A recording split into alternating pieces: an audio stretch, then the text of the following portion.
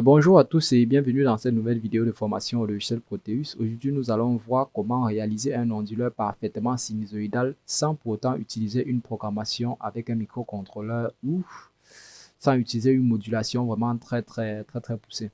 Donc aujourd'hui, nous allons nous retrouver sur notre oscillateur d'habitude, un oscillateur à 555 sur une fréquence que nous allons régler ici à 1 Hz d'abord, 100 microfarad, oui, 1 Hz. Donc, allez regarder notre vidéo sur les oscillateurs pour mieux vous repérer. Donc, ce circuit-ci, nous allons l'expliquer plus tard. Nous allons commencer d'abord par quelque chose de basique pour ne pas mouiller tout le monde. Donc là, voici notre oscillateur à 555 ici, qui réalise l'oscillation de ce signal continu sur 15 volts. Donc là, nous pouvons même le ramener à 12 volts, vu que plusieurs personnes ont l'habitude de travailler en 12 volts. Travaillons en 12 volts donc 15 volts donc, qui sera oscillé à une fréquence de 1 Hz. Généralement, ce qui se passe, c'est quoi? C'est que, vous voyez, là, on obtient en sortie un signal de plus ou moins 12 volts, oui, en fonction de la charge et la décharge du condensateur. Vous voyez là, nous sommes à plus 12 volts, moins 12 volts, plus 12 volts, moins 12 volts. Si on revient en DC, nous avons plus 12 0, plus 12 0, plus 12 0. Donc, le signal alternatif obtenu, ce soit plus 12, moins 12, plus 12, moins 12. Donc, ceci étant dit, comment est-ce qu'on fait pour faire osciller ce signal convenablement? Parce que là, si l'on branche ce signal sur un transformateur, par exemple, donc là, nous allons brancher. L'inconvénient de cette configuration-ci, c'est que, non, je vais déplacer tout ça. Je vais déplacer ça. Nous allons le mettre là. L'inconvénient de cette configuration-ci, c'est que, par exemple, si je branche un transformateur, le signal obtenu en sortie est un signal qui est d'autant plus carré. Donc, il est toujours autant carré et cela induit un échauffement anormal dans les bobines du transformateur et même très souvent un bruit, un léger bruit qui vient s'augmenter aux différents bruits du montage. Et le montage peut se mettre à faire des bruits, donc c'est vraiment très désagréable et ça entraîne plusieurs pertes parce que la bobine n'apprécie pas les différents changements brusques de valeur d'intensité. Donc, si nous lançons le fonctionnement ici, voyez, vous allez voir en sortie, je sais pas, ça va s'afficher, oui. Vous voyez là en sortie, nous avons des pics, vous voyez des pics, vous voyez des pics en sortie, nous avons des pics. Et ces pics ne sont pas très bons. Et le signal n'est pas, le signal de sortie imite toujours le signal d'entrée, donc avec des carrés, des pics, des carrés, des pics. Et cela n'est pas fructif. Notre charge qui est branchée va souffrir. C'est vrai que la fréquence peut être concordante, mais notre signal de sortie va souffrir. Donc, l'idéal pour nous serait de rendre ce signal carré ici, continu, sinusoïdal, autant pour moi, avant qu'il ne traverse ce transformateur-ci. Donc, nous allons débrancher dans ce transformateur. Nous allons le débrancher. Nous plaçons cet oscilloscope-là. Nous allons placer notre transformateur un peu plus loin. Aujourd'hui, je veux vous présenter la souris là. Qu'est-ce qu'elle fout? Donc aujourd'hui, l'objectif ici, c'est de vous présenter ce montage-ci, ce bloc-ci. C'est un circuit RLC, c'est généralement une configuration RLC d'un circuit. Et ça, c'est une configuration série du circuit RLC. La configuration, pourquoi utiliser un circuit RLC pour rendre un signal sinusoïdal? Parce que le circuit RLC a tendance que quand on envoie 5 volts au niveau d'ici, la bobine se charge en même temps que la capacité et se chargeant en suivant une évolution sinusoïdale. Et dès qu'on coupe l'alimentation ici, la bobine et le condensateur se déchargent aussi suivant une décharge sinusoïdale. Donc, à la résonance du moins, quand vous commandez au niveau d'ici, quand vous commandez avec une fréquence non suffisante, il se produit un pic de résonance là avant la décharge complète du condensateur ou de la bobine. Donc, et ce pic de résonance là, c'est un pic de résonance sinusoïdale. Attendez, si je lance le fonctionnement, vous voyez, si je lance le fonctionnement, non, nous n'avons pas connecté l'oscilloscope, donc là, connectons-le déjà. Connectons-le sur la charge ici, oui, on l'a connecté là, ouais. Donc, vous allez constater par vous-même, laissons un peu de temps à l'oscilloscope, pourquoi? Ah, pourquoi? Qu'est-ce qui se passe? Le montage est en pause, oui. Donc là, nous relançons play. Oui, là, vous voyez. Donc, là, vous voyez, nous avons tantôt plus 12 volts, tantôt moins 12 volts. Et là, vous avez le pic de résonance. Donc là, la fréquence choisie est de 1 Hz. Ce n'est pas la fréquence de résonance du circuit RLC. Donc, le pic de résonance ici s'atténue. Vous voyez là, il s'atténue. Là, lors de la décharge, bien sûr, le pic de résonance, vous voyez là, il s'atténue, il s'atténue, il s'atténue. C'est quand même un pic de résonance. Et ce pic de résonance a tendance à être un pic de résonance sinusoïdal. C'est vrai que c'est pas plus clair vu comme ça, mais ce pic de résonance est un pic sinusoïdal. Mais il ne se voit pas très bien à basse fréquence parce que la fréquence du circuit d'oscillation, c'est 1 Hz présentement. Elle n'est pas proche de la fréquence de résonance du circuit. Sinon, ce pic de résonance aurait pris tout l'intervalle, le demi-intervalle. Donc, ce pic de charge aurait pris le demi-intervalle et le pic de décharge aurait pris l'autre demi-intervalle. Donc, en fonction de la fréquence de résonance de votre circuit RLC, et la fréquence de résonance du circuit RLC se trouve par la formule F égale à 1 divisé par 2pi racine de LC. C'est une formule conventionnelle dans le domaine de l'électronique. Vous trouvez la fréquence de résonance du circuit et vous faites approcher votre fréquence d'oscillation de cette fréquence-là jusqu'à obtenir une sinusoïde. Donc là, si nous faisons approcher, par exemple, là, nous avons une fréquence de résonance, nous avons une fréquence d'oscillation là de 1 Hz. Si nous la montons à 10 Hz, vous allez déjà voir la différence. Si nous la montons à 10 Hz, oui, oui, cette configuration-ci provoque une fréquence de 10 Hz d'oscillation. Vous allez voir que cette fréquence-là s'approche de la fréquence de résonance et déjà, notre signal de sortie va plus ressembler à une sinusoïde. Donc, si nous lançons le fonctionnement, nous patientons un peu, vous voyez là, déjà, nous avons un signal, si nous zoomons dans le signal, vous voyez que déjà là, notre pic de résonance, vous voyez là, notre pic de résonance utile évolue déjà à la moitié de la demi-période, parce que voici une demi-période, donc de là à là, c'est une demi-période, et de là, d'ici à là, c'est une autre demi-période. Donc notre pic de résonance occupe déjà la moitié d'une demi-période, et le pic de résonance en négatif occupe une moitié demi-période. Donc, ça ressemble à une sinusoïde, mais il y a toujours les bordures et le changement brutal. Donc, pour compléter le pic de résonance, il faut vraiment approcher la fréquence de résonance de votre circuit. Vous voyez déjà là, nous sommes déjà à un truc un peu, quelque chose d'un peu poli. Donc, si vous voyez que si on amplifie cette fois-ci ça, oui, mettons notre transformateur là, posons notre transformateur là. Si nous essayons d'amplifier plutôt ça et de viser, pourquoi avoir supprimé cela? Non? Donc, si nous essayons plutôt d'amplifier ce signal-ci, c'est vrai qu'il n'est pas encore sinusoïdal, oui, mais c'est bien pour comprendre si nous essayons de l'amplifier. Vous voyez qu'en sortie, nous avons déjà quelque chose qui ressemble déjà à ça. C'est vrai que c'est toujours bizarre, mais c'est déjà mieux que la prochaine fois, que la précédente fois, parce que nous avons approché déjà la fréquence de résonance. Maintenant, si nous reconnectons là, maintenant, si nous approchons maintenant, nous évoluons sur une fréquence de 100 Hz. Bien sûr, ici, je tâtonne parce que je n'ai pas calculé la fréquence de résonance. Avec ça, nous obtenons une fréquence de 100 Hz qui va plus s'approcher de la fréquence de résonance du circuit. Donc, si nous lançons là, vous voyez là, nous avons une sinusoïde presque parfaite. Quand je dis presque parfaite, c'est vrai que vous allez, vous voyez, elle n'est pas parfaite, mais elle est une sinusoïde, c'est une sinusoïde à part entière. Donc là, vous voyez, nous obtenons une très belle sinusoïde parce que la fréquence de notre circuit d'oscillation a approché la fréquence de résonance du circuit LC. Donc, si nous visualisons la courbe en sortie, vous allez voir que la courbe en sortie est fidèle à la courbe d'entrée. Bien sûr, le rapport de transformation ici est de 1, mais vous allez placer un transformateur élévateur pour obtenir vos 220 volts. Je vous laisse faire, je vous fais confiance. Donc là, si nous plaçons aussi le canal B, vous voyez là, canal B, 2 volts. Oui, je le place en AC. Vous voyez là, le signal de sortie et le signal d'entrée sont confondus. Donc là, vous voyez là, nous avons le signal A et le signal B qui sont à la fois l'entrée et la sortie de notre transformateur. Vous voyez, les deux signaux ici sont confondus. Si je cache le signal B, si j'éteins le signal B, vous voyez là, on a le signal A. Si j'éteins le signal A et que j'allume le B, vous voyez là, on a le signal B qui est oscillant. Il dérange à cause parce qu'il n'a pas son ami A.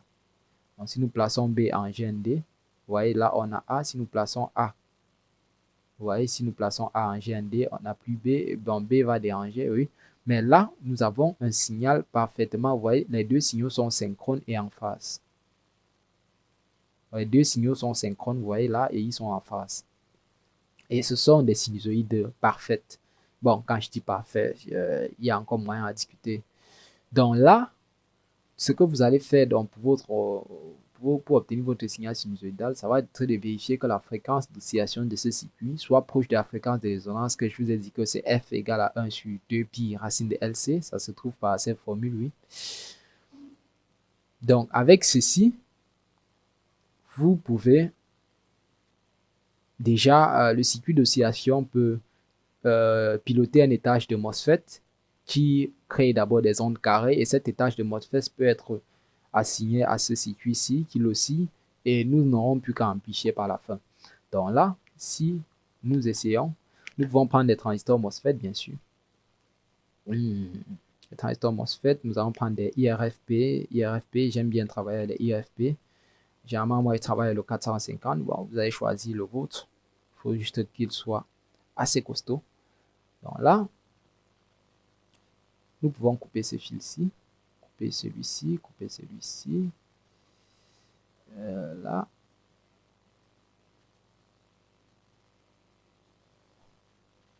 Donc là, nous pouvons le placer ici.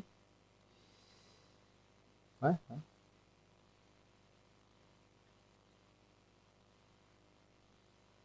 Et oui. Donc, nous le commandons comme ceci. Nous pouvons placer un second que nous commandons ici également. Ouais, même signal de commande. Nous connectons donc à l'entrée de celui-ci à notre charge qui va osciller. Qui sera, oui. Donc, et nous connectons cette sortie-ci à la masse que celui-ci n'aura plus besoin de porter seul. Donc, là. Donc ça, c'est pour nous rapprocher d'une configuration que nous avons fait dans les précédentes vidéos. Ah, qu'est-ce qui se passe? Ouais. Ça, c'est pour nous rapprocher de cette configuration-là. Nous avons un AI.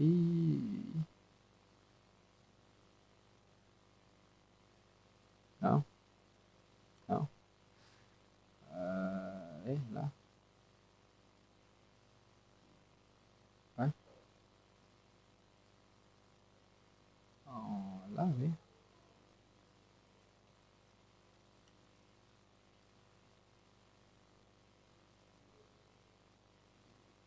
Là, nous plaçons notre capacité là.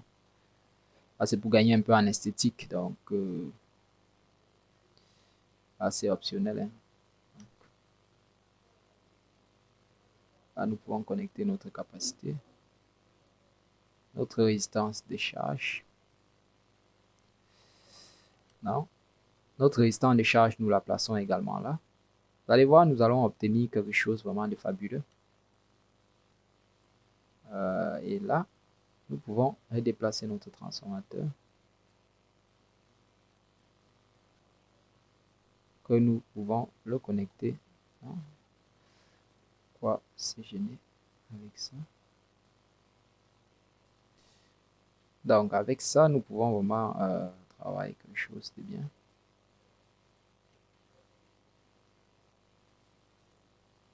Nous pouvons travailler quelque chose de bien.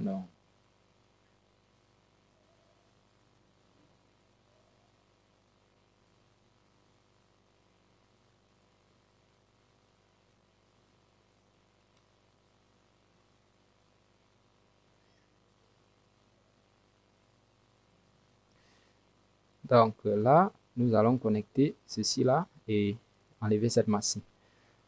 Donc avec cet étage de MOSFET, de transistor MOSFET pour la commande, nous pouvons mettre ceci comme ça. Donc avec cet étage de transistor MOSFET pour la commande, nous pouvons utiliser une tension de plus grand potentiel. Donc, je ne sais pas, 24 volts, vous pouvez utiliser 24 volts, 48 volts. Ça va dépendre de vous, de votre besoin. Moi, je vais utiliser du 24 volts. Donc là, nous pouvons utiliser du 24 volts, ça ne dérange pas. 25 volts, hein. Là, c'est au choix vraiment. Et placer un point de masse là, un ground, que nous allons faire ôter ici. Et avec ça, nous pouvons piloter notre circuit d'oscillation et commuter des charges de très très grande puissance plutôt que de mettre la puissance sur le 555 qui aura vite fait déchauffer. Parce que ce qu'on a fait tout à l'heure, c'était de connecter tout l'onduleur, tout la charge de l'onduleur sur 555 qui a ses limites. Donc là, avec cet étage de MOSFET, nous connectons toute la puissance sur les MOSFET qui délivrent cette puissance-là à la charge. Donc avec ceci, nous pouvons visualiser déjà, commencer déjà par visualiser cette courbe ici. Non. Ouais, ici, ouais. Là, on peut relancer le fonctionnement. Vous voyez là, déjà, l'étage de MOSFET, lui, il fait n'importe quoi. Donc, là, assurez-vous de prendre des MOSFET vraiment. Ouais, là, assurez-vous de prendre des MOSFET qui ne vont pas vous empirer la situation. Parce que là, j'ai l'impression que ces MOSFET-ci, ils ne fonctionnent pas correctement. Bon, en tout cas, ça va dépendre de vous et de votre réel besoin. Parce que là, je vois ces MOSFET, ils ne font qu'empirer la situation peut-être. Donc, nous allons les enlever déjà. On va les enlever. Parce que là, on les a enlevés là. On les a enlevés, connecter celui-ci. Mais faites-le pratiquement sur des oscilloscopes. Je pense que avec ça, nous avons choisi le mauvais MOSFET. Donc, nous pouvons tout juste connecter notre onduleur comme ceci. Et CTRL Z, Z, Z, Z, Z, Z, Z, Z, Z, Z, Z, Z. Non. Là, nous aurions pu plutôt enlever ça, Donc, les MOSFET, j'ai l'impression qu'ils ne suivent pas la cadence de fréquence. Peut-être c'est dû peut-être à leur mauvais dimensionnement, peut-être. Là, nous allons connecter ça comme ça. Donc, l'objectif ici était de voir si on pouvait commander des grandes tensions grâce au transistor MOSFET. Et oui, ça a été vu. Non, ça a été vu. Donc, nous pouvons connecter ceci comme ça. Pour tester des très grandes tensions, nous pouvons changer ça. C'est vrai que ça, c'est l'objectif d'une simulation. Le logiciel ne verra que du feu. Peut-être nous allons placer la 30 volts. Et resimuler, ça c'est pour observer l'effet peut-être des 30 volts. Voici la tension a un effet défavorable, favorable. Bon là, on va relancer. À 30 volts, ça redistribue fidèlement. Donc, si je reviens à 10 volts par division, voyez là. Nous avons un signal vraiment sinusoïdal, vraiment très très proche du signal sinusoïdal. Et avec ça, l'amplification est très simple. Donc, vous voyez là, nous pouvons changer les paramètres, je sais pas, vu que le logiciel Proteus est un logiciel bien foutu. Nous allons donc changer la valeur de l'inductance du primaire du transformateur et connecter ceci comme ça pour visualiser.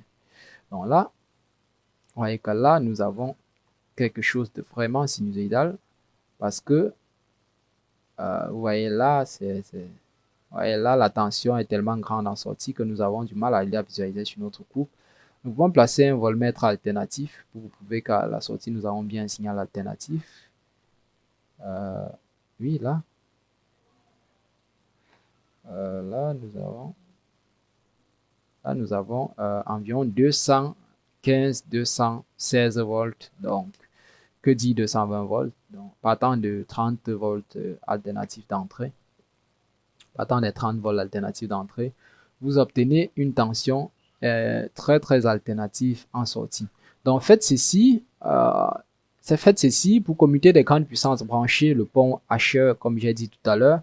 Le problème du pont Asher, ce sera de bien choisir les transistors MOSFET. Choisissez les transistors MOSFET qui commutent des hautes fréquences et non des basses fréquences. Parce que si vos transistors MOSFET ne peuvent pas s'ouvrir et se fermer très très ultra rapidement, ils ne verront que du feu et ils vous provoqueront plus de problèmes que de solutions.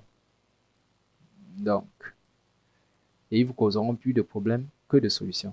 Donc là, l'objectif de connecter la masse secondaire avec la masse primaire, c'est juste l'objectif de visualisation pour que l'oscilloscope de Proteus ait un point de référence pour la visualisation des signaux au secondaire. Mais pratiquement, vous ne le ferez pas, vous utilisez une sonde différentielle pour visualiser. Donc, vous utiliserez un oscilloscope à sonde différentielle pour visualiser la tension au secondaire pratiquement. Mais au primaire, ce sera, comme je dis souvent, un jeu d'enfant. Donc 216 volts, vous voyez là, c'est vraiment quelque chose c'est vraiment magnifique, vous voyez là. Vous transformez littéralement les ondes carrées en ondes sinusoïdales. Donc, on va placer là. Donc, on fait ça. Et là, comme ça, nous pouvons lancer la simulation là, vous voyez. Là, nous sommes à channel A, nous pouvons réduire channel A ou peut-être l'augmenter. Là, non. Nous pouvons le laisser à 20 volts, 10 volts, pourquoi pas. Mettons celui-ci à 10 aussi également. Mais il ne comprend pas grand-chose, lui. Alors là, nous allons réduire sa taille à 1. OK. Alors là, nous stoppons, nous relançons la simulation. Voilà. Nous pouvons placer celui-ci là. Et donc, le tout, c'est de connaître la fréquence, comme je vous ai dit, de connaître la fréquence de résonance de votre circuit. Dès que la fréquence de résonance est connue, faites commander le circuit d'oscillation à cette fréquence de résonance-là et vous obtiendrez un signal sinusoïdal en sortie. Une sinusoïde propre et parfaite sans avoir besoin de programmation longue et souvent peut-être compliquée. Donc, je vous remercie d'avoir regardé la vidéo. Une fois de plus, dimensionnez bien les transistors MOSFET. Abonnez-vous, likez, oui. Et essayez, pratiquez, c'est la pratique comme on dit souvent. La pratique qui fait évoluer également aussi, tout comme la théorique. Donc, et à très bientôt.